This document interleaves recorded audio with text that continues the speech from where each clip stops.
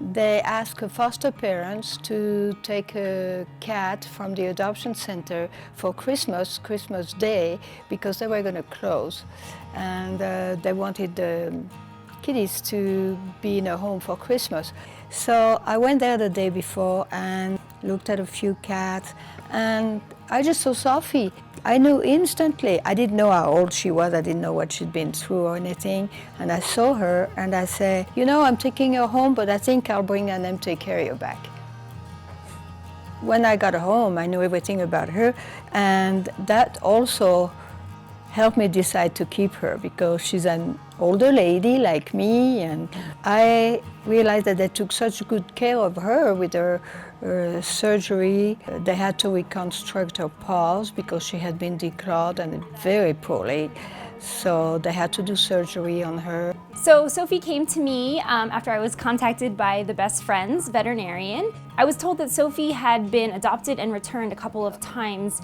She was not using her litter box properly, and that does make it problematic for her to be in a home environment. I was also told that Sophie was declawed, and I think that's the reason why I was the vet who was chosen to kind of work her up. So during the paw workup, we took some x-rays of Sophie's feet, and we found that she has some really big P3 fragments that were left over from her initial declaw procedure, and that's where the nails are actually growing from, under the skin.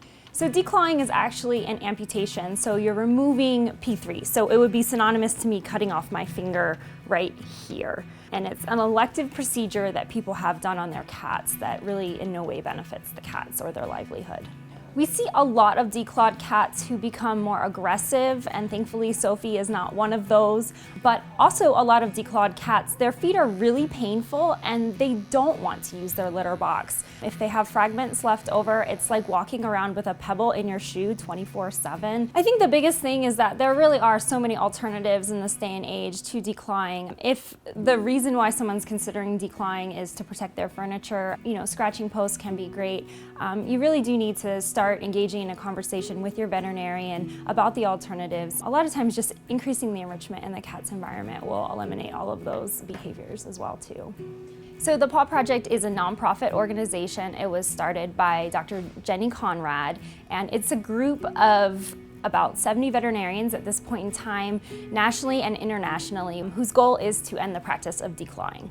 The Paw Project has been looking forward to working with Best Friends for some time now, and I think that this is an awesome opportunity for both nonprofit organizations to come together and really help a cat. In terms of what our hopes are for Miss Sophie, my hope is that she'll start using her litter box after this. Her feet will feel better, she'll be more pain-free, and if not with regular litter, at least with a softer litter type, she can be adopted out and stay in a home forever. That's the goal.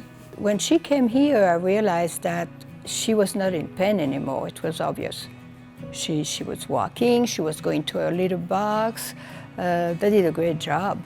I adopted her because when I knew more about her and her history and what she's been through, I felt really sorry for her. And as she's getting older, she really needs a place for her later years, the rest of our life, which is comfortable, warm, safe, with plenty of food, plenty of affection, everything we can give here. And I feel it's very important to adopt older animals and give them that after what they've been through.